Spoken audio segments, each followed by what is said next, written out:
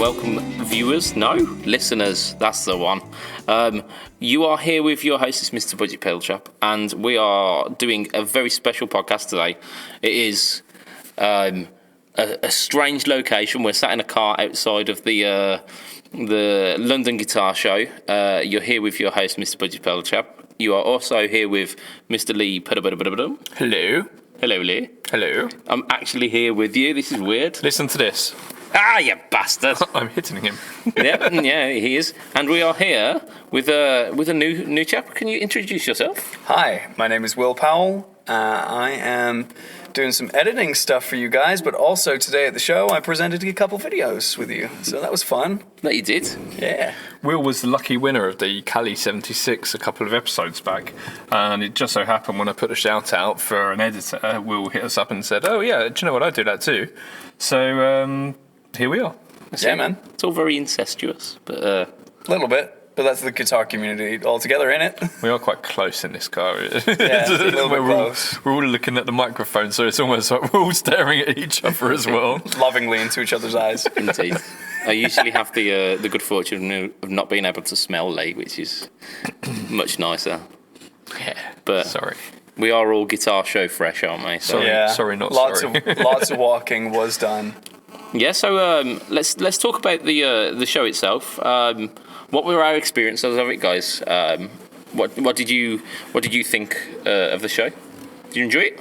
Yeah, so I've been to this brand of show before. I went to the Aintree showing of this show, and it's a lot bigger than I thought it was going to be. No, it was at Olympia before. And when it started off the day, it was quite quiet. When it's like, oh, this is nice. Whenever people complain about NAMM, they're like, oh man, it's so loud, you can't hear anything. Louder than God. And then we started filming, and then someone kicks up like the 412 in the background, and you're like, come on, dude, seriously? It really was like that. So we were literally saying just before we started filming the first film, oh, it's really nice and quiet, weren't we? You know, it's like most people listening through headphones, you can hear yourself think. That was my arm hitting the head and the armrest. Sorry, listener. But the as soon as we started recording, it was like, oh, look, by the way. And we had that other recording, didn't we, where the guy, you know, we were still recording, and he opened up his guitar, like, right at the end, wasn't it? Oh, yeah. One of the ones we'll probably talk about, one of the oddities of the show that we saw. Yeah. Yeah. It's just right at the end of the video, he's just like, "Dah!" And you're like, really? Okay, all right, man. It's like he was almost touching us, he was that close. Yeah, he was, yeah. You can see we were doing the demo as well. He even spoke to the other guy during the demo, so he knew we were doing it. It wasn't he like... just didn't give a damn. What a dick. He was. Yeah. Oh my God. Lee, how about you? What do you think of the show? So we went last year at the Olympia. That was great fun. This year the layout was better because last year was a little bit higgledy-piggledy. It was a bit like a maze. It was difficult to get round, and the stalls were kind of like, the gaps between the stalls were very, very tight. So if you wanted to look at a stall, you more or less got in someone's way. Yeah. Whereas this year, you know, there was plenty of room. Wasn't as big as I was hoping, but it was quality over quantity, I think. Absolutely. Absolutely. Yeah. Hey.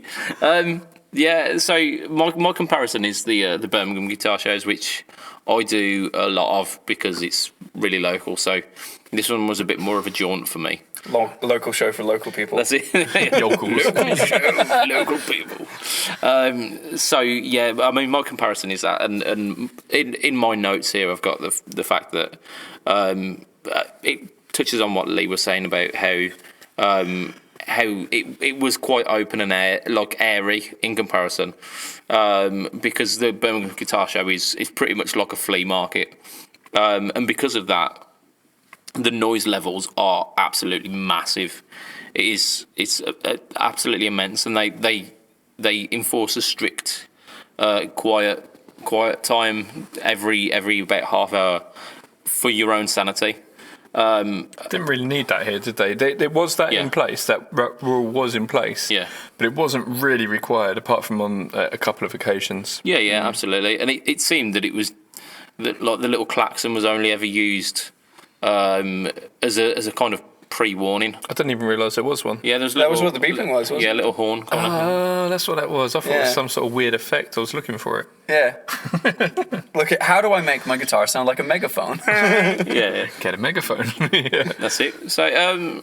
So we've got a couple of questions to lead this podcast, haven't we? And Lee, you've got the questions in front of you. Do you wanna kick us off? So, what was there that you wanted to buy? Ooh. Do you wanna? Yeah, sure. Yeah. So we're walking past the Dunlop booth, and there's something for me about like simple, super dirt simple pedals, and like going through all the ones, and we were like, oh man, that Distortion Plus though. Yeah. It's like the dumbest, simplest circuit, just an op amp with like, it's more than that, but it's basically an op amp with 2 diodes in the feedback loop, and you're just like, yes.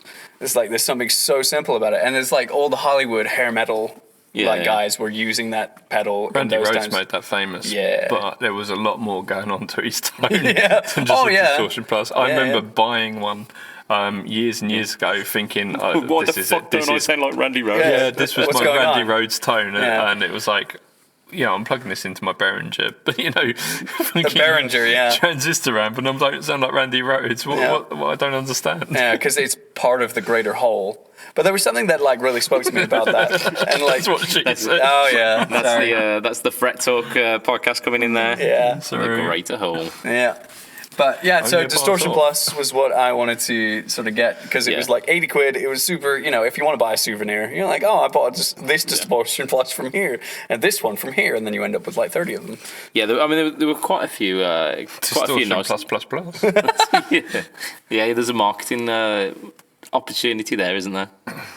Making your own version of the Distortion Plus, but calling it Just adding more diodes. plus. Yeah. More diodes. Even more do it. Yeah. I mean, we got to the MXR booth as one of the last things that we saw, and there were some really really cool things there, and none of them particularly new. I mean, there was that line of Hendrix. The ones with Jimmy's face on it. Yeah. I mean, they were kind of in the style of the special edition arty versions of the carbon copy and Phase 9. the Phase 9. Yeah. So they were kind of in that style, and I thought they looked really cool. I think that design company is from the UK. Yeah. I think they are. I can't remember what they were called, and it really really irks me. Well, write in Pedalboards of Doom. That's it. Let us know how wrong we are. That's it. Yeah, I don't think people come to the Fret Talk podcast for accurate guitar news. You had to correct him on that, didn't you? Yeah. But yeah, pedalboards. Yeah. Well, whichever's the easiest feedback route. Yeah. I mean, you can post it in the nearest letterbox. Or still ignore it. Can you remember the old PO box addresses from like Live and Kicking Yeah. and stuff? Send it in to PO Box. Go fuck yourself. How about yourself, Lee? What was your takeaway? What would you buy from the? There was a KMA pedal, which I can't remember what the name of it was. You have written it down. Horizon. There, but it looks like Horizon. it says Havgant. Havagunt, yeah. Havgant. Horizon, which isn't even a word. Is it? It's close. It's there. now. It's a word plus a letter. There you go. Oh God, it was good. So we've done a video of it. You'll be able to Yeah. see it on the YouTube channel. For the listeners, do you want to just explain kind of what was going on with it? I was going to. Okay, just chill. I was like mid-sentence. Right. Yeah. What was going on with it? So what was it? What kind of what kind of pedal was it? Right. So it was a phaser. I've got a bit of a love-hate affair with phasers because I really like them, but my one is bollocks. So Why is it bollocks, Lee? What happened to it? It's phase 90, right? yeah, well, there's a little bit in the back. I was starting to get into modding pedals years and years ago, about 15 years ago, and I was like, oh, this has got a trim pot. It's not a trim pot. Oh no. So you kind of like, if it's not set within like, Yeah, say 1% of the overall round turn, Yeah. you get no sound whatsoever. Yep. yeah. And in that 1%, bias, it's isn't it? kind of, it is the bias. And you've got this really fine little amount, and I've never been able to get it perfect again. You find someone who has an original Phase 90 and they have a multimeter, they can measure that pot for you. And then you can have a multimeter and measure the pot yourself and put it into where it should be. I'll just get a new one. It's much easier. Isn't it? Yeah, it's probably much easier. 90, Yeah. But so this was a Phase 90, but it's the most. Sorry, it wasn't a Phase 90. It was a phaser, but it's the most complicated phase you've ever seen in your life. And to look at it, you're like I did ask the chap. I can't remember. It was Ericsson or something, wasn't it? His name. It's something quite foreign sounding, yeah. Really nice bloke. I'm terrible with names though, and it's my own bad. But yeah, he. I'll have to see him next week as well. Maybe we'll edit this part out. Just go, oh, all right, mate, all right. Yeah, that's the rule. Whenever you don't know someone's name, just call them dude until someone else addresses them by name. And then you're like, now I've got a working... You're dude until you have a name. I actually Googled people's names. Not Googled, but looked up on Facebook people's names today before I walked up and talked to them. Yeah. It's a good strategy. I'm just terrible with names. I really am. Anyway, it's got loads and loads and loads of controls on it. You can adjust all different frequencies of the phase. Yeah. You can control various different parameters, but it also has a programmable, if you like, dynamic feature to it. So you can get it to, when you start to dig in, you can get it so it starts to go quicker or go slower, depending on what you want when it digs in. You can adjust how much you have to dig in for it to start doing what it does. There was loads and loads and loads and loads of bits to it. Had tap tempo. You had an effects loop on it. You had an expression out. Well, So you could control the speed or the volume or the envelope follower as well. Yeah, exactly. So what else was on it? Well, that envelope follower can control the LFO that controls the phase, but it could also control the volume like a classic envelope follower. Frequency. So you could get phaser and wah out of the same box, and that was such a cool sound. Stereo pan out of it. So it's all analog, but as soon as he kicked on the stereo pan in our headphones, it was just laughter from like us when we were demoing it, because it was just like, it's so cool. I mean, you could get it down to the thing where it was true stereo pan, where it would go from one ear all the way across. I could imagine having a stereo rig on stage and then just being able to like pan stuff across in a live situation. That would be super useful. You could have that like really fast. You know when it gets up to like the machine gun sort of speed, but you can have like one ear, the other, and it got kind of bit crushy with how fast the phase got. It got very bit crushy. So that pedal was probably one of my best ones in the show. I think I saw. Yeah, I loved it. It was so feature rich, and it had the like you say, the pick dynamic, which you could also switch to up and down as well, so that it cut out rather than came in as you were picking. So I mean, there was just so much that it could do with it. It was like ducking almost. Yeah. I think that's quite a useful feature as well, because you could have it rolling when you're playing quite soft, and then when you need to go in for super heavy chords, it goes away. Or if you're using it on bass, because bass should be like your foundation, so you're doing some like higher playing on like your D and G strings, and then as soon as you get back to your foundation notes of like what's holding the band together, that phase can just go away. Do you know what can really mess up something like that on a pedal? So if you put a compressor beforehand, so if you always use a compressor, it can have a really nasty effect on things like that. Because it takes away all the dynamics, so you got to have that after phase. It just goes to show that there is no there are set rules to signal path, but experimentation is where all the fun lies. Yeah, the thing that really surprised me about that pedal as well, I was fully expecting him to say that. Sorry. Sorry. I was fully. And there was me trying to tell you to stop twanging the notepad. Yeah, the notepad. I want to play guitar. The one thing that really struck me is that I thought that there's no way that that's not going to be a digital pedal. Yeah. And he said, no, it's digitally controlled, but all of the phasing elements are done analog.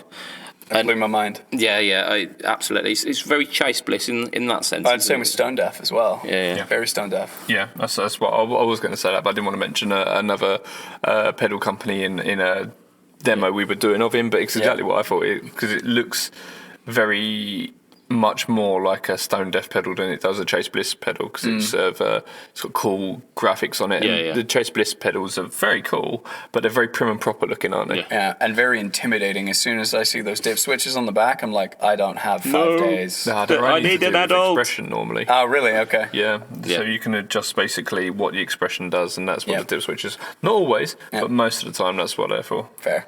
The next one in line, shall we go this one? It's a Horizon. It was our statement release last year. Right. And does this control a spaceship? yeah, if you want to. Yeah, or if you just plug it to your console of a spaceship and just go out. No, basically it's a phaser, but it can do so much more things. You're having a feedback loop to pronounce certain frequencies even more. Okay. So kind of increasing the resonance of certain frequencies. And stage 1 is for the high, stage 2 is for the high mid, stage 3 is for the lows. And you can just turn it on and off individually, and having also a regeneration control. Makes sense. Okay. Yeah. Cool. You're having also a waveform selector. We can choose between 8 different waveforms. You can see it on the LED. This is ramp up, having ramp down, square wave, sinus wave. I want this. I really want this.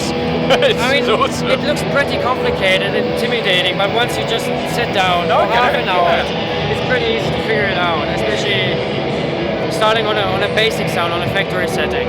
So the main features are having a depth control to dial the depth of the phasing, having a speed control, as you can see here, having a mix control to go between 100% wet and 100% dry, a level control, which is, I think, for phases really important. Yes, because most of them suffering from a volume loss or having a volume boost, which you don't want to have. My phase 90, quite often, if I use it for a solo, people can't hear me, and it's like, well, hang on. That's the most annoying thing. Yeah. And it goes further, having also expression pedal input, where you can control the speed of the LFO, or you can sweep manually. Also, like a kind of wah-wah, but with a notch filter. It behaves different. I think I've seen like phasers before. Yeah, I think Dunlop did one years ago in orange one, I think it was. Yeah, kind of like this. And the next thing is you're having an inbuilt envelope follower with a sensitivity control and with decay control. And you can choose between upwards going envelope or downwards going envelope. And the reason for this one is you can control the speed of the LFO by your picking. The harder it's like dynamic. Yeah. Oh, right. Yeah. Oh, that's really cool. And you can choose between just the bare LFO. Can I ask you a question? Can you do it so it works the opposite way round? So when you play lightly, it kicks in, and when you play heavy, it goes away? Yes. Yes, because you can choose between downwards and upwards. Oh. So you can go from fast to slow, or from slow to fast. That's cool, man. And also having the sweep, the so-called sweep mode, where you can choose between a standard LFO phasing sound, so a steady phasing, or flipping a switch to the envelope mode, which will give you the possibility to use it as a touch wah or an auto wah. Yeah. And that can work in the dynamic way as well. Yeah, of course. Perfect. And also you're having a stereo panning mode, because it's having stereo output. Yep. Which means just flip the switch and it's just panning from left to right. It's only stereo out, not stereo in. No, mono in, stereo out. Splitting the signal. Nope, yep, and then syncing the stereo panning mode with the LFO, which means you're having the positive cycle of the LFO is going on the left side and the negative one is going on the right side, which means you're not having one whole phasing cycle on the left, then it's going to the right. It's just sweeping from the left to the right through the frequency. So it's not going like that, it's going like that over the two. Yeah, makes sense, okay. And it gives you a completely different feeling. Yeah. It's really spacey, it's really... Some people... And some issues. Right, what else have we got for like what we would take away? Yeah, SMP telly. I'll do that later because I got it down here. But I had an opportunity to try out the Thorpe stuff. I've seen Adrian about, and we've had him on the podcast before, and he's absolutely wonderful chap. At the Birmingham shows, whenever I've gone to try it, it's either been that the stand has been completely full and I've just kind of given up waiting, or it's been so loud that I can get the general gist of what's going on, but it's you can't really understand the the complexities of the tone. Whereas I got to have a go through Adrian's headphone amp today. It's Big Trees, wasn't it? Yeah. And I tried out a couple of them. I tried out the Oggin. I tried out the Heavy Water, and then I tried out some of the older stuff. And I really liked the Peacekeeper. It was pretty special. Yeah, I do. And it's relatively low gain, which is something that I tend to enjoy. But I found that I was pushing the gain up quite a bit because it just sounded so sweet and creamy. It's the closest he's got to like a Klon style pedal. That's basically what he's. Yeah, it's his most transparent drive. Yeah, it's a beautiful pedal. I've played that quite a lot. I found the deep hogging was beautiful. It sounded so. It's the closest pedal I've ever heard that sounds like a CE1 without being a CE1. Yeah, and it went from being really subtle and really usable to vibrato style chorus at the extreme ends, which was really good. I thought it was like hugely versatile for something which is branded as a chorus. You can get so many different. I mean, because Lee, you were talking about how it kind of got flangy at certain points as well. Yeah, you obviously got vibrato in the chorus, because if you just said a drive through to a vibrato, you get chorus. So with that, because you've got the blend on it, you could get the vibrato sort of sounds. But obviously there's a flanger is a very similar pedal to a chorus as well. Yeah, but it loops. Yeah. Loops It depends on how back you're using the Bucket Brigade chips in it, depending on if that's how he's getting the chorus. But one setting, I did get a sort of kind of airplane-y style. And I tried to get it back to it, and I couldn't. But I was. You found the secret setting. Yeah. The thing that impressed me the most about that pedal was like going from the classic chorus, and then it was like, oh my god, the more I push it, it's becoming rotary. Like that's what the Univibe. I'm a big Univibe user, by the way. Like that was the original intent of the Univibe, was like, let's get a little bit of chorus to get this Leslie sound, and then let's push it to what was in those days the first emulation. They tried to emulate and failed. The failed in the best way possible, by making a different effect. But that pedal is just like, oh my god, this makes rotary so nice. Adrian has said time and time again, this isn't a copy of any other chorus. It is its own animal. For me, because it's been such a long time since it came out in our world, because 6 months in the pedal world is a long time, and I've been gassing to play it. I haven't been able to get up to Adrian's to actually try it. So it's been ages and ages and ages. First he got in there and I was anxious about trying it because I love chorus. And I tried it and I was kind of like, oh wow, yes, oh wow, what's he done? And just going through the settings, and then when I kind of like got it sound like a C1, I was like, it does that, but it does so much more as well. Yeah. Very, very good pedal, very good. Lee from Pedal One today with Adrian Foot from 4P Effects, and he's going to talk us through a couple of his new pedals. So what have we got? What we got? Well, I think you're familiar with most of them. Obviously, we've got the Dane now that's being played through at the moment. The new one for this year, well, two new ones were the Deep Hoggin, which is a chorus vibrato and does a really good Leslie. All analog circuit, designed with Dan Coggins, formerly of Love Tone, and then we've also got the Heavy Water, which is the boost side of the Dane with another boost, but more dirty and germanium. Essentially, two very different boosts, but stacked together they're amazing. So which way do they go? They go silicon, i.e. the Dane, into germanium. Right, okay. So silicon on this side, germanium on this side. Right, okay, cool. And then you got boost and lows and lows. Lows and lows. Yeah. Because that's the thing about the Dane, really, isn't it? You've got it was a different sort of boost, rather than being a mid boost or something. It was a low boost. Yeah, that's right. Yeah. Right. Okay. Sounds really, really good. Yeah, we've had a great show.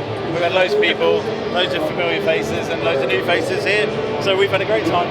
Brilliant. Yeah. Thanks very much. That's all right.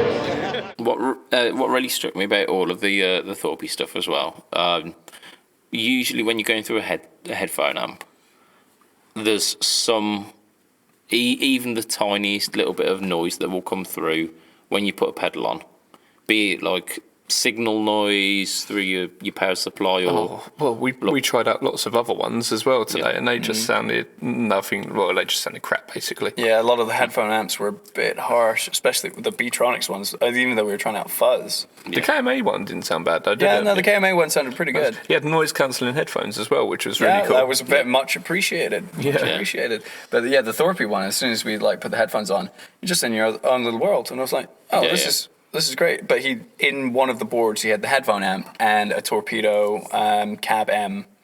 Yeah. So there was a little bit of IR going on top of that. They had that on the KMAs as well. Did they? That was underneath. I couldn't see because the cabinet opened backwards when we were holding the camera. Yeah, I saw that because they went into the cabinet. I saw that there was a sneaky little torpedo hiding in there. I just remembered what else we had. What else we tried? Go on. That thing we stood on. Oh my God! Yes, crazy bass. Oh man! Yeah. So I won't be able to do the pronunciation because my American accent makes that word very hard. But if you guys, Ike. Maybe. EICH. Yeah, EICH. Do it again, man. You can't Ike. Damn it. Ike, baby. Baby. Oh, there's a lot of laney people walking past us. You got some ambience on this recording today. Yeah, the ambience. To car park. That's it, yeah. I mean, considering up them stairs.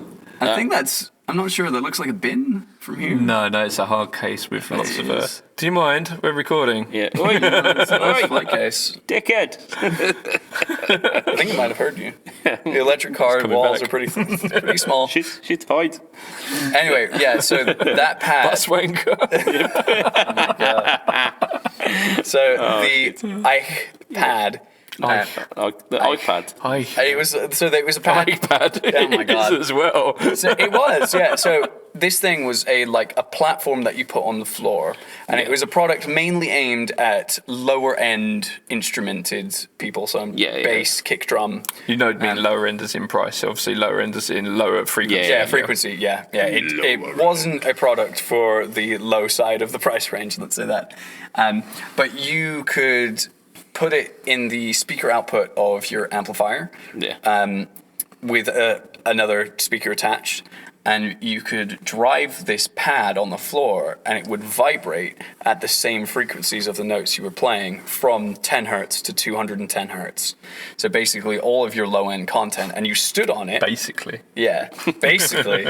And you stood on it, and then you could feel the rumble in your bones, where it was like standing in front of an 810. Now, I've toured with an 810, and it was a pretty similar experience, but just at a very, very low volume. And they marketed the product for people who were IEM users, in-ear monitors, and for anyone at home use who had trouble with neighbors, that you could still get a great bass tone, but you just have to stand on this very specific. The great thing about the neighbors is it was like almost like a box within a box.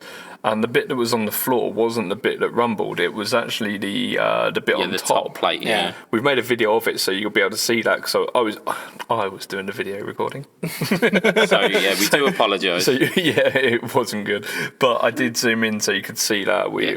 But my two takeaways from this was. If you had the bass amp down really low so you could barely hear it, then you stood on it, because you were getting the perceived feeling of the rumble through your body, it came up much, much louder. Yeah, it feels louder, doesn't it? Yeah, you're feeling the frequencies. And it was great because my feet were hurting by that point. So when you stood it was like a massage. It was, wasn't it? Lovely little massage. Yeah, it was lovely.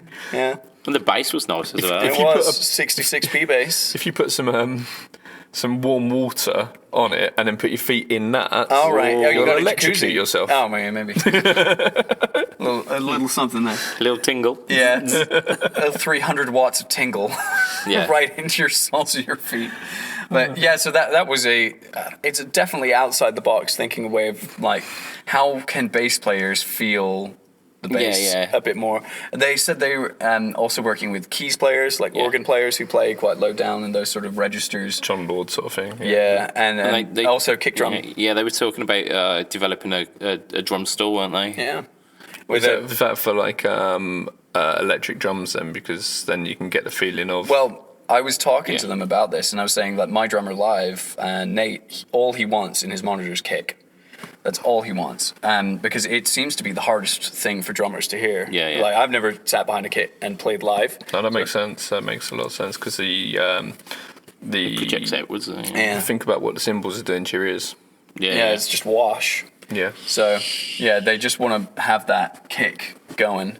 So, yeah, that pad was definitely an interesting thing. And we did a cool thing for you guys in the video. We put a water bottle on the pad to see what it would do. So you go watch that video when it comes out. Go and watch it in the future. Yeah. That's it, yeah. It might be out by the time that this podcast's out. Yeah.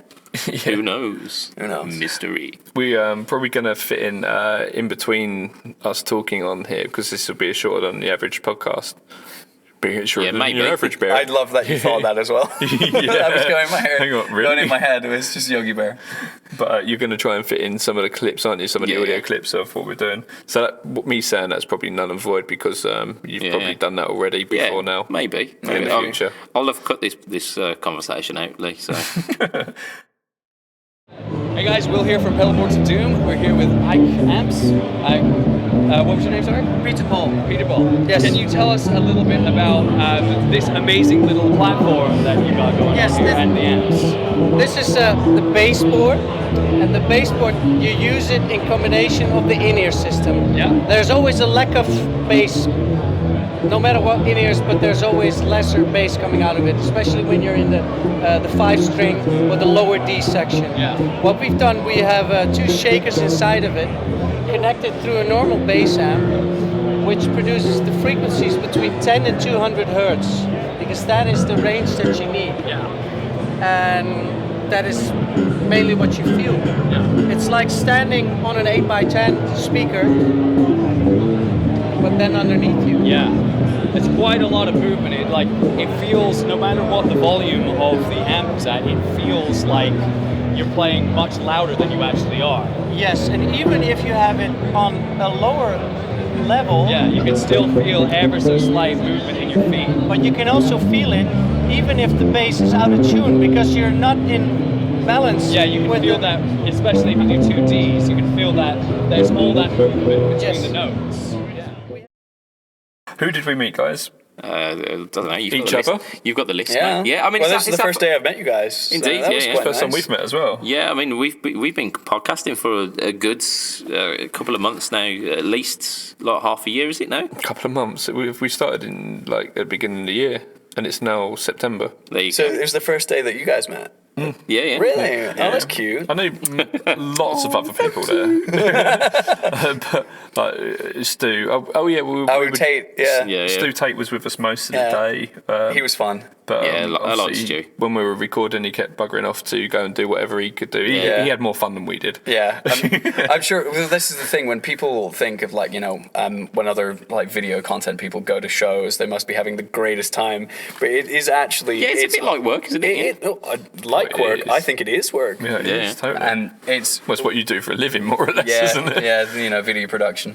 But it's like sitting there listening to these people passionately talk about the products, and it's like, great, it's awesome. And then in the back of your head, like, as your own player, I'm like, I really want to go see this. Yeah. But I know we have 3 It hours was like left. that blues lesson thing that Stu went off Yeah, to watch, and I was that like, would've should we been go and do awesome. that? And we were like, Yeah, we can't no, film. we can't. Yeah, we've got to film products, and that Yeah. means that we got to compromise on the time and things that we want Yeah. to see for the benefit of the audience. Yeah, we're wearing 2 hats really when we go to those shows. We've got Well, it was wearing 3 if you like, because obviously you were trying to get more products for us to demo and these sort of things, but also doing the Tonepedia stuff as well, which was more or less why I was there today. Yeah. It was it's you do go to these, and it's not quite like when you go just for fun. Yeah. Which we were saying, if we went to more 2-day events in future, we may go for the first day. Yeah. Plan out. Have a jolly. Yeah, have a jolly. A couple beers as well, I'd hope. Yeah. That'd be fun. Yeah. Well, I had one. I had a shandy. Jealous. So yeah, I mean but part of the schmoozing that we did, we actually got to talk to some of the upper crust of the guitar world, didn't we, as well? So Yeah, I got to. We had a good old chat not long ago with Adrian. Alistair Atkin of Atkin Guitars. He's a lovely bloke. very much so. Really nice acoustic guitars he makes. If you haven't seen them, check them out. They are awesome. We obviously spent some time with Stuart and some time with Adrian Thorpe. We saw Jay Cross. Indeed, of the Guitar Nerds podcast. Yeah. We had a little chat with him about all things Fender accessories. Among other things. Yeah, he's... He was saying about the cables. Apparently, the Indeed. cable business is they just are Yeah. going in and out the door with all the different types of Fender cables. Who hasn't got a Fender cable? You know, no, everyone's I've got In my life rig, I've got like 5 or 6. Yeah. No, I tell a lie. I use 6 cables to go from my pedal board to my Countess. Shit, man. Yeah. That's fair for you. So yeah, the 5 of them are like placid blue Yeah. Fender cables. Fair play. So yeah, I mean, there's big money to be had in that, and then I managed to clock Matt Knight around, but we didn't get a chance to catch up with him. I'm pretty sure it was Matt. It might have just been some random guy with a beard, but Yeah, there were people I meant to catch up with today, and you're like, let's put it this way, right? There was a few times where we lost each other and we struggled Oh, to yeah. find one another. Yeah, I thought you guys abandoned me after Thorpe. I was like, where did they go? They said they wanted to film. And then you were in the We were in Crimson booth, literally next door. And I walked around the whole place being like, where on earth did they go? Yeah, that's true. Ben was there, Ben Crimson, and the other Crimson guys. yeah. They aren't actually Crimson. That's just the name of the company. They are just like normal people. 0 out of 10. Very disappointed. Would not Crimson again. They had that wicked guitar. So Yeah. I can't remember what it was called, but basically, With the exoskeleton. Oh, yeah, that was so cool. so it looked like a Geiger sort of sculpture, you know, from like Alien. I forget whether it's HR Geiger. Or Geiger, yeah. But effectively, what Ben did was he said, I want to create something that looks like it's 3D printed, but I'm going to make it. So he sculpted this around a body. So The time that took, Yeah. you couldn't even begin to imagine. he's apparently I can't remember the exact times, but he said it was going to take him 6 months, and it's taking him like a year and a half or something. Shit, man. It's really complicated Damn. though. So that was cool. They've got a range of guitars now. So they normally just do one-offs, or they do like kind of a range, but now they've got a range and they're more or less all the same. Yeah. They look very much like a PRS. Yeah. That's not a bad thing. Yeah, they've got the styling of PRS, but I think they're still coming in relatively well priced in comparison to the PRSs, because Close to $3,000, aren't they? yeah, I think they were around 2.5 to 3, which you could easily set for a PRS. Yeah, easy. I think they're handmade still though. Exactly, and what struck me about the Crimsons is the fact that with PRS, it's so ostentatious with the flaming and the binding, and it's all so It's quite loud. yeah, it's Not in terms of volume, but in terms of color and yeah, it's all very vibrant, isn't it? And it's all in your face quite a lot of the time. And whereas these Crimsons were more understated. It was definitely along that line, but it was Tasteful. understated, tasteful, very a British take on it. very reserved. Yeah, reserved. That's the way to describe it. I'd love PRS. I'm not a dentist, but I would love a PRS. Why do you have to be Lawyer? a dentist? Or you can be a lawyer, I suppose. Yeah. Well, to afford one. It's just an ongoing joke. Have you never seen The blues lawyers, yeah. Yeah. Blues lawyers? No, I haven't heard about this. This is funny. Yeah, it's really. Yeah, I've never heard it. It's just a silly thing. You know, like the blues dad thing. Yeah. It's more or less the same as that. It's just people Yeah. who can't afford things taking out on other people who can and calling them something. It's really silly. Oh, I see. So, you know, if you can't afford it, if you could afford it, you may have one and you still may not be a lawyer. So, You could save. Work hard. become a lawyer? Yeah, you could become a lawyer. Why did you Pass the become a bar. lawyer? Well, really I- wanted a PRS. I love flame maple. That's it, yeah. I aspire to play a PRS. Yeah. So, yeah, I would probably... Crikey. That's sounding to Let's pretend it was thunder. deep. Anyway. Brilliant harmony, guys. Should we open a barbershop quartet? I do need a haircut. Right, okay. Oh, you dickhead. So who else did we see? I was just going to say, I would probably buy the Crimson over PRS purely because it's supporting Crimson. Yeah, I think we spoke about that when we were at the stand, didn't we? Yeah, about supporting British businesses. Yeah. Yeah, which is something that, as my voice is quite deceiving because I am actually British. Japanese. I was born here. Oh, I'm totally Japanese. Konnichiwa. Yeah. No, I can't even. I do like a katsu curry though. quite fond of a katsu curry. But no, like I'm quite Soup curry? With real cat. yeah, with real cat. But I am British, and I like supporting all of the British businesses that we have as musicians, like Origin, Yeah. I mean, Thorpe. There's tons of like British pedal makers, especially for me. That's what I'm like into. Origin, Will. I do like Origin. Yeah, I actually do. Yeah. I actually do. It was funny because I was saving up for the Cali. Oh, that's brilliant. when you guys like did the Facebook competition. What did you get instead? What? What did you get instead? Oh, I just put money towards the Countess. blowing hookers. Oh, right. Yeah. Blowing.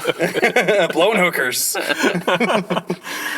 Great weekend. So on the way out, we saw a very tall, bald man, and I thought, He looks famous. I know that fucker. Yeah. And I Know that guy? Santa. I looked and I thought, is it? I went, Jamie? And he looked. Yeah. And I went, it's Jamie, isn't it? And he looked away. Messing around, but it was Jamie Humphries. Jamie the one Lee and only. Curtis. Jamie Lee Curtis. Jamie Humphries.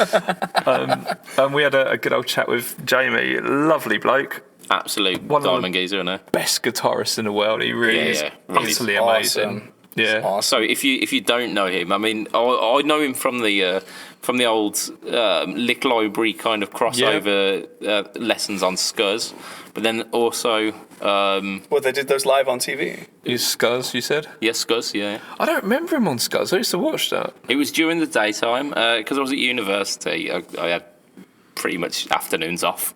Yeah. So I used to watch Jamie Humphrey on Scuzz. I mean, there was Lick Library stuff that he did. I've seen him on Black Star demos. There's just so much. That's where I know him from, Yeah. this Black Star. But He taught at BIM as well, didn't he? yeah. I mean, Stuart was saying how he'd had some classes with Jamie. But he's also done stuff with Brian May as well, hasn't he? With the We Will Rock You tours. Yeah, exactly. Yeah. I only know him through. Well, I know him from most of that from the past, but I've been speaking to him on and off for the last few years, just on Facebook and various. Because I think he runs that Groomed Noodlers group. Are you on that? No, Groomed Noodlers. That Yeah. sounds awesome. That sounds rock and roll as fuck. It sounds Yeah, dirty, you isn't should it? definitely join that group. Groomed Noodlers. Groomed Noodlers. Yeah, it's just about PRS players basically. Oh, right, yeah. No, I'm joking. And they're sharing all of their, like, molar pictures on there. Yeah. Yeah. This one's an insider. Case Ooh, studies. yeah. That surgery is going to get me another 3 PRSs. Yeah, I'll upgrade to an Eagle 3.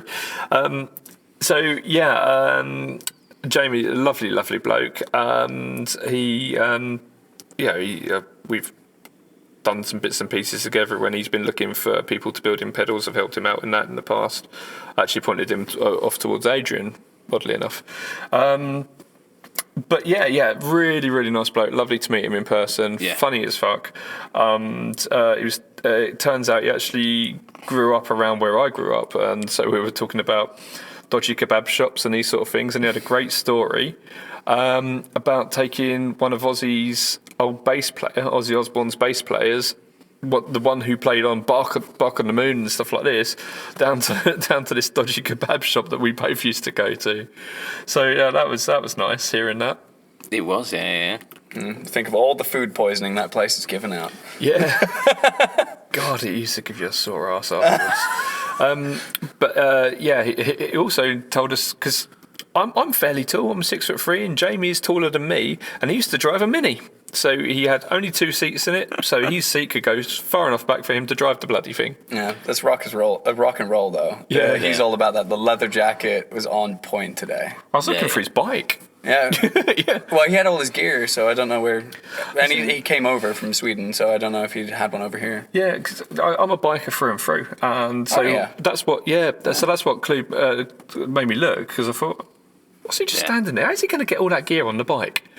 And I actually didn't even look at him when we walked past him the first time. I kind of looked and thought, it's never going to get out. That's all going to fall off the back of the bike. Yeah. And when we walked back past, I was like, oh, fuck me, it's Jamie. So, it's that was nice to meet him. Yeah, he was telling us how he was there with OK Multimedia today, wasn't he? Oh, yeah, because he's done doing the Brian May, patches for them. Yeah, having had that experience with the Queen stuff, and then obviously he's worked with OK Multimedia now to release Brian May inspired tone Patches. Yeah. I don't use it, so I'm not sure what the back end looks like. I did he was doing something like that. I did use it years ago, so it's the iRig stuff. Mm-hmm. Yeah. He's done that. I've listened to it online of what he's done, and spoken to our friend Jason Wilding about it, and big Queen fan. Big Queen. Yeah. Oh, fan. Sorry. Yes. No. Yeah. But no. It sounds brilliant. It really does. If you get a chance, have a listen. Go look at Jamie Humphrey's page because he's put up posts about it, and you can hear how close it sounds. It sounds spot on. Yeah. Guy's got golden ears. He really has. That's not just because of the big earrings he has. Best things we saw. Best things what we saw. Yeah, from the show. What we saw. Best things what we saw. What have I got down for that? Because I can't see. Do you want to talk about this SMP telly? I didn't look at that. No, you weren't there. Oh, yeah. So and one of the moments where we did lose Lee, we had a chat with loosely. Very loosely. We had a chat with the chap over at SMP, and I'm going to pull a Lee here, and I can't bloody remember his name. Stuart, actually. Yeah. Stuart from SMP. It's the initials of his name. Stuart Man Penis. Is his name. Wow. Because he's got a mighty schlong. If it doesn't stand for that, it does now. That's it. It's a mighty schlong of great guitar building, that's for sure. Indeed. Were they really good, were they? They were fantastic. Yeah. Yes, they had 4 on display, and he had 1 kind of sat behind. And what originally drawn our attention to the stand was this offset kind of. So if you imagine a jazz master had made sweet violent love to a Les Paul, you're kind of getting close. And it was hollow body. Wood chippings everywhere. Yeah. So it's hollow. So there's something like they just gutted the middle of it, took all of the guts out, so there's no weight to it. The classic problem with LPs. A bit like Thomas Gray did to the Graham Coxon telly as well, didn't he? Yes, because he had the Graham Coxon telly. We'll talk more about Gray guitars a little bit later on, because they were also very, very good. Stuart Manpenis, he had a few guitars which were named after Greek. Greek things, was it? So like ancient Greece kind of inspired. We looked at 3 different ranges. So it was a super strat style, and I'm really sorry that I can't remember the names of them, but they were ancient Greece inspired, and they were really cool names as well, actually. Aphrodite. Let's go with that. They were more like the blood of the gods. Icor, that was what the black one was. Okay, yeah. There was the core range, which he was looking at with slightly reduced spec. Even though he said reduced specs, like rather than having the bare knuckle standard range, having the boot camp, but it still had the hip shot bridge and open gear tuners. The body being rather than specific premium woods, he went for a one-piece swan patch. The difference between the kind of the top tier range and this kind of core range was not a great deal. No. Hi, this is Will from Pedalboards of Doom here with Stu. Hello. SMP Guitars. Can we just take a look through your range of beautiful handmade instruments, man? Yeah, so I've got a few of the models I offer. Unfortunately, there's a headless missing, but essentially I started off with the Super Strat, which was the Orpheus model. Yeah. Do you want to grab that quick? Yeah. There's a couple. This one, forgive me, I'm still setting up, but we got a couple. But they were the first kind of the guitar I did. Obviously, a Super Strat designed for anyone who likes Super Strats. Everything is handmade by me in my workshop in the UK, in Surrey.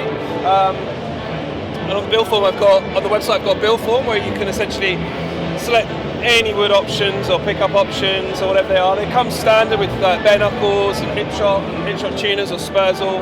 So the spec starts crazy high as it is. So after that model, I launched the I-Core. I basically went to Orpheus. We all know about the legend of the Orpheus, the guy that went down to the gates of hell and played the goddamn dog to sleep, only to fuck up by looking back at his fit misses, you know. So I got there, I went to I-Core because I kind of saw that as more of a kind of a, you know, it's not, but more of a shredder's guitar. So I-Core basically means the fluid that runs through the veins of gods. And I was like, that's more like a riffy kind of. Oh, that's hella metal, man. Yeah. So metal. So I'm gonna go fucking all out on the nose. I'm not just gonna use numbers, you know. So that's obviously based on like a Jazz Jagmaster. Again, there's a lot of contouring on this because of the offset body to make sure it fits well on you. So you've got a knee card, so it sits well on there. This obviously is pulled over from the Orpheus. The jack doesn't go there though, because when you play in a classical position, that locks onto your inner thigh. So with an offset body, although it's really balanced, and they're chambered, these ones are, it sits really nicely balanced on the body. This one comes with bare knuckle black dogs. Again, you've got a hip shot bridge, Spurzal American locker tuners, got a Faro walnut body. So that's like the I-Core model. The I-Core could also come in what I call an adult's guitar, you know, for the pipe and slippers. You know, it's such a beautiful look on that one. Sometimes you just want to roll down the tone knob and fucking get funky. Yeah, we were saying before we were rolling that this is like the love child of an LP type and a, you know, JM sort of type of guitar. Yeah, that's, you know, that's for the grown-ups, you know.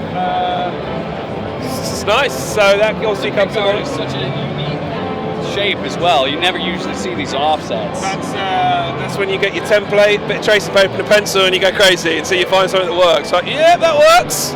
But yeah, so that's got a quilted back, a quilted front. Obviously, it's a mahogany body. That's obviously not obvious, but it is a mahogany body. It's got a central core, because obviously some mahogany can be just a rib, and it can be a true mahogany, so it's a solid core. That works great for like resonance and tone. I was conscious when I built this one that being double maple, it might be a little bit bright, so I didn't go all the way through and made a rib. I left like a 1/4 inch of mahogany on the back, so just to balance out so much frontal gap maple. It's got mahogany neck, rosewood, nice and simple on that one. Again, bare knuckles, that one's black dog. So listeners, it was at this point in the podcast where somebody in the car realised that their train was in 2 minutes' time. I'm not going to point naming any names. Yeah, I'm not going to point any fingers or name any names. But it was this guy. Yeah, it was me.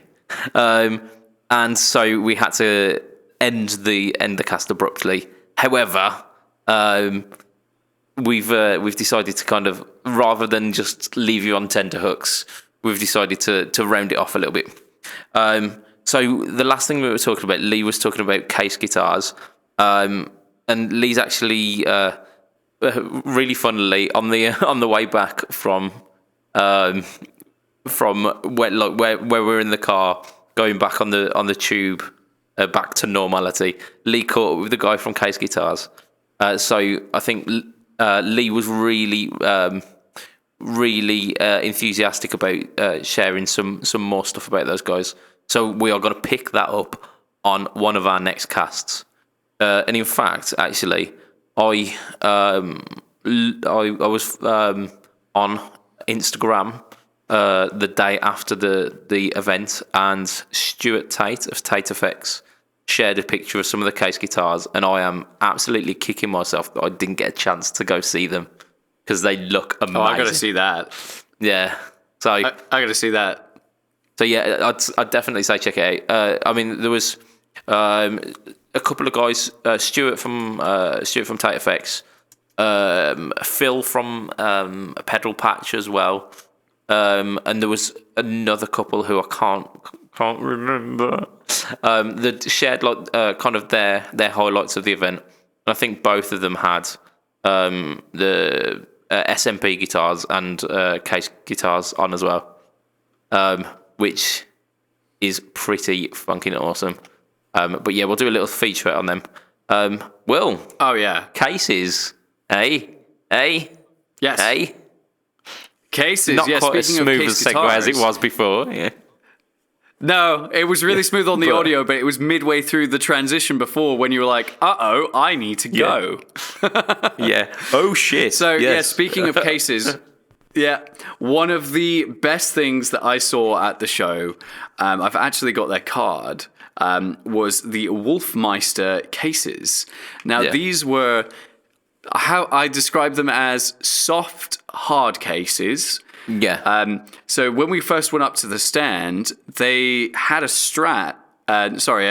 a Squire guitar in this case. And they were like, oh, we're just going to put it in this case. And then he threw it on the floor just in front of us. Yeah, And I no, was like, not what like a just- gentle what place, just was happened? It weren't like a gentle No. throw. It was an actual full-on pelting it onto the floor. Yeah. Yeah. And then he picked it back up, opened it, and the Squire had not even moved in the case. Yeah. Which was like absolutely incredible. So one of the great things, and the thing that caught my eye, was they do this kind of like stitching that was very like Incan and like South American sort of feeling. And as soon as I saw that, I was like, wow, that's a really cool soft case. Not realizing that this case was like incredible like technology, and they were describing it to us where it was very similar to how car suspension works, and that was fascinating to hear. Yeah, they're saying how like the sides kind of they're the bit that takes the impact, and it kind of they crumple in on each other to absorb any of the energy that in a usual soft case would be transferred to neck snap. Yeah, exactly. Yeah, so they recommend that the cases be used for van, for any car, travel day-to-day sort of use. We talked to them after as well, and they said that as a solution for flying, they're working with Pelicase, with Pelican with the Peli cases, to be able to fit two of their lovely cases, the hand-woven cases, in one box that you could fly with. And I thought that was fantastic, because I know a lot of players are using like the Enki cases and stuff like that. Yeah. And a lot of TSA agents, especially in the US, come across those and go, oh, that's weird. It raises, the hairs on their back. But a Pelican case, they see hundreds of those going through airports or across the US. So I would think that is a fantastic solution. Yeah. And if you take it out of the case at the gig, your guitars are still protected in something at the gig. They don't need to go back in the big thing. Yeah, which is really cool. It gives you the option then of like doing a long haul flight with the massive hard case, and then when you're on the road touring, you could potentially put the flight cases in storage, and then have those in the back of a van for your tour to really save on space. Exactly. Because the thing that struck me about these cases is they were thinner than a lot of soft cases.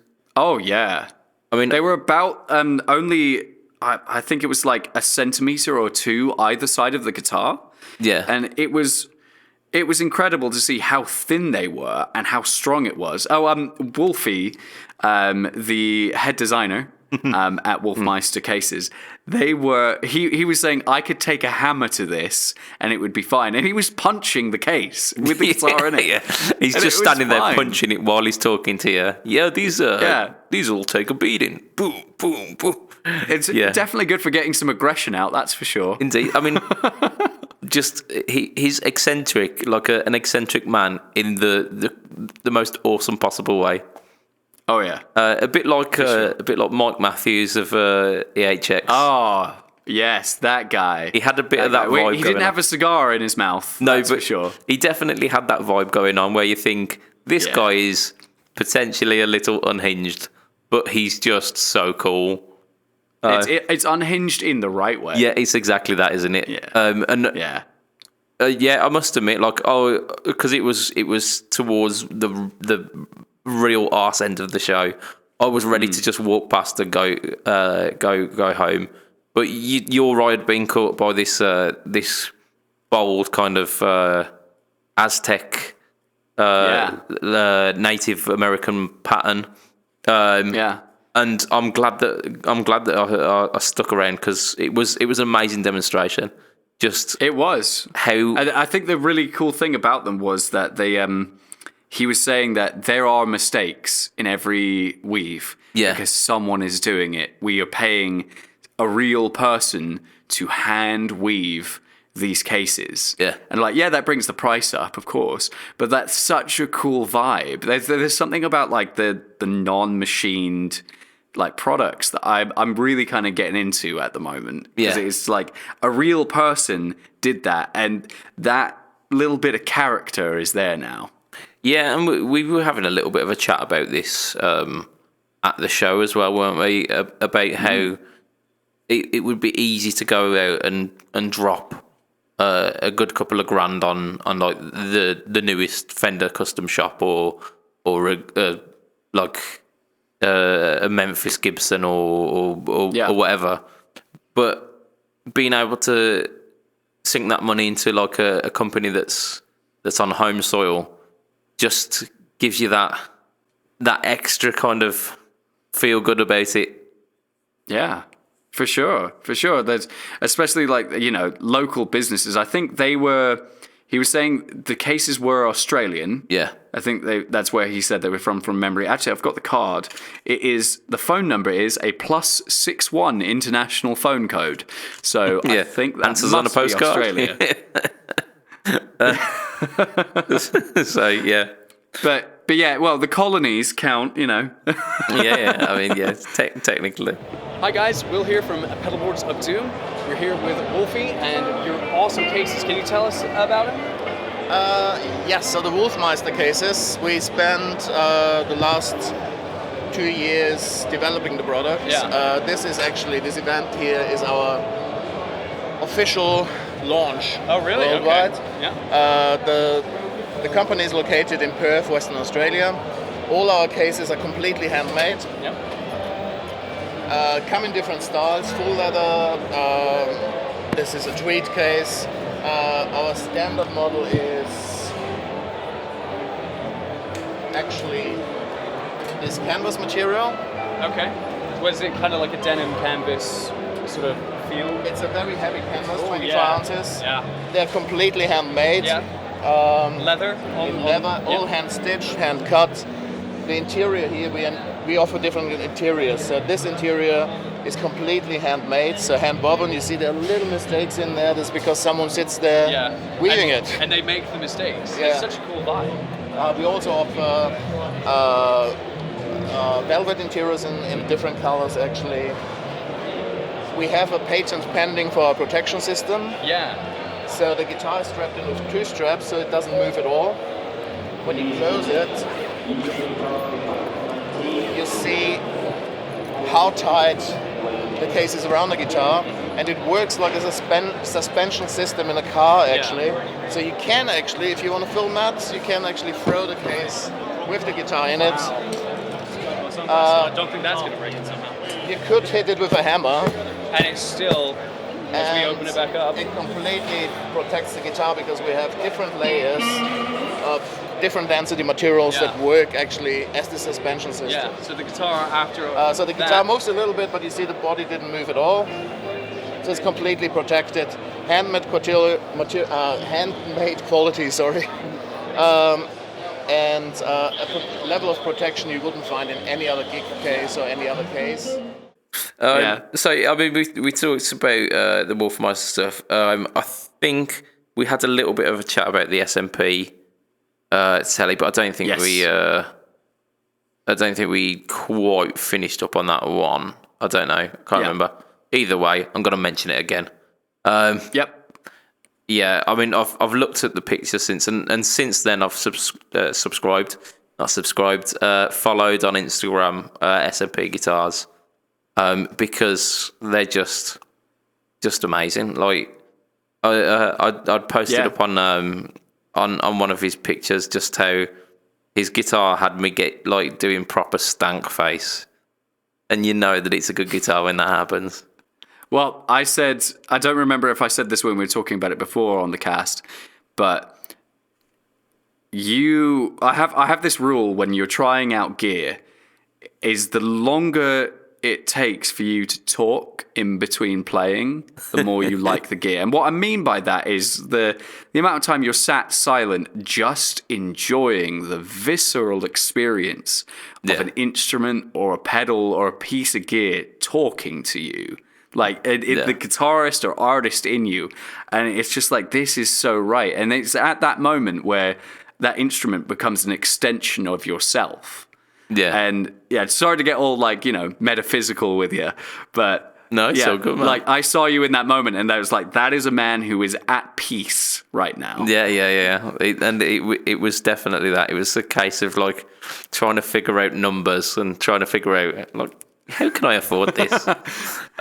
So, how many months do I need to eat pot noodle for this to work out? It's exactly that. Yeah.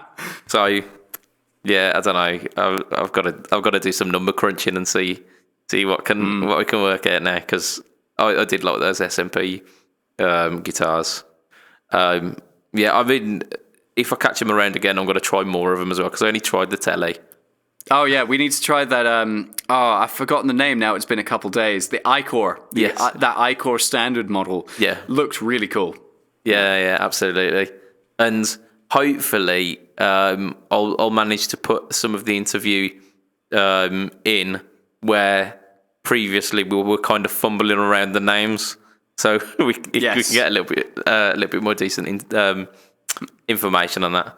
I think that's probably where we're going to wrap up. So, yeah, hopefully, because I've not done any of the editing yet, but what we're kind of planning on doing is having this podcast interspersed with just little snippets from the interviews, which you can then catch the full versions up on the Pedalboards of Doom YouTube channel, and they'll be coming out pretty soonish. I don't know. That's down to you, Will. So. Yes, yeah. Good luck. Yeah. I think it'll be fine, to be honest. So hopefully it should just be put the clips in the timeline and then match up the audio, and we should be good to go. Just a bit of housekeeping between you and I'm going to need your Pedalboard of Doom, like the little intro card.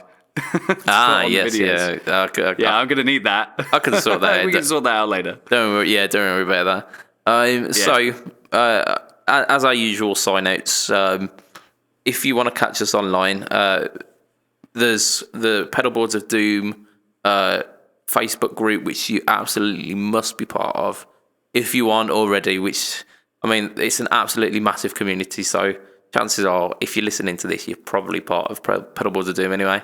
And we've also got the Fret Talk Podcast Facebook group, which is in Facebook groups, just type in Fret Talk Podcast, so we come up pretty easily.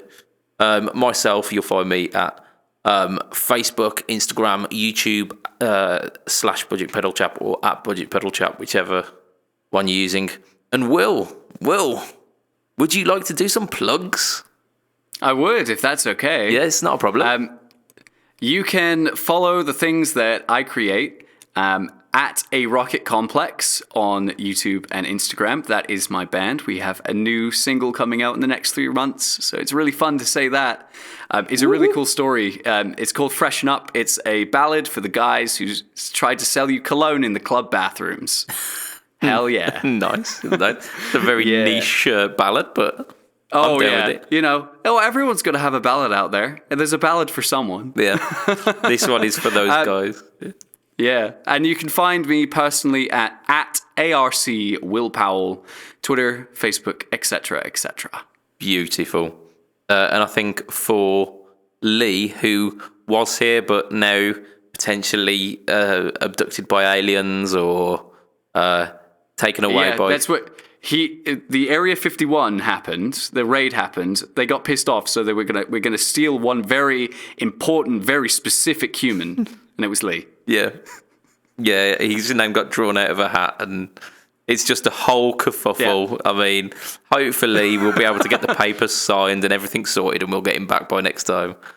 Oh, it's just so much bureaucracy and red tape. Oh yeah, when you're dealing with interplanetary relations. That's it. Yeah. Oh dear, it's degenerated. I think it already has. It's definitely time to sign off. So for Lee, you can find him at he does a load of work with Tonepedia, which a lot of the stuff he shares in the Pedalboards of Doom group as well. Well worth a check out because it's something that you can have like just on your mobile and just like do some interactive demos and check them out. He's also one of the guys who does the YouTube stuff on Pedalboards of Doom, along with myself, and now Mr. Will over there as well. I'm pointing a picture of you, the live picture. But this is a podcast; people won't be able to see that. So they'll definitely be able to see me on Pedalboards of Doom very soon. Yeah, beautiful. There you go, swinging it back around. I like the fact that you pulled me back from my tangent. So from myself, Mr. Budget Pedal Chap, I'm gonna say thank you all for listening and making it to the end of this absolute monster cast, which I assume will come in well over the hour mark now. From Will and from the absent, abducted Mr. Lee Pedabudadum, it will be a tatty bye and good night for this week. Ta-ra a bit. Adios. See ya.